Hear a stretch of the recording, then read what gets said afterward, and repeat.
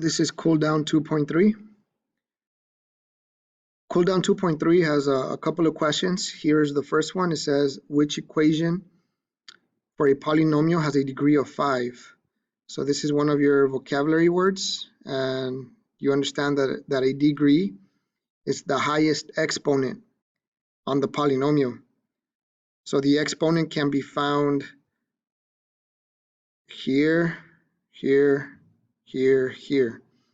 So as we see here on the first one, the highest exponent would be 4.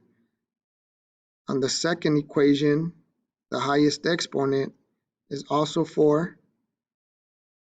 On this polynomial, we have 4, 3, 2, and 1. There's a 1 right here. And then here we see that here is our 5th degree, because the biggest or the highest exponent is 5. So we're going to go with this answer here. Then we have our second equation, which polynomial has 4 terms. So 4 terms. So terms are separated by adding or subtracting. So here we're going to count how many terms we have. So we have 1 term, 2, 3, 4, 5. There are 5 here. 1, 2, 3, 4. 1, 2, 3. 1, 2, 3, 4, 5. So we are interested in 4 terms, so I'm going to go with this answer right here. Then we had the third question. It says, which equation for the graph of the polynomial crosses the vertical axis at y equals 12? So this is referring to the y-axis.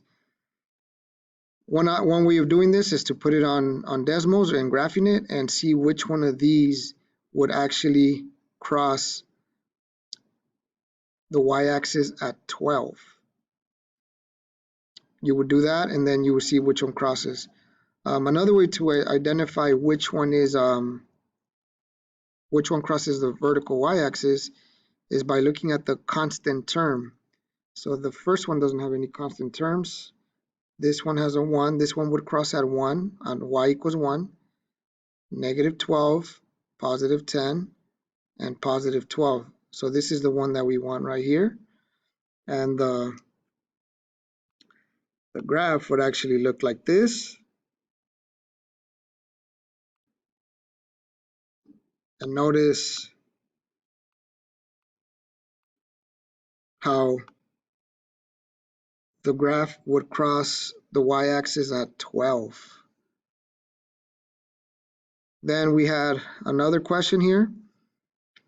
Select all the approximate input values. So input meaning the x values. That's what we mean by input. For any relative minimums. This is another vocab word of this 5th degree polynomial. So relative minimums, here we have a nice visual that tells us where to find the relative maximum and minimum. So here we see that where you have like the bottom of the curve here and here where it starts to change direction, that is the minimum. So if I'm looking here,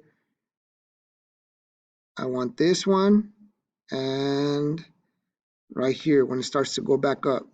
So I want the input, which is the x value, so that would be, here we have negative 1. And if you follow this up, it says approximate, right? So maybe it's between a little bit above 4, so about 4.5.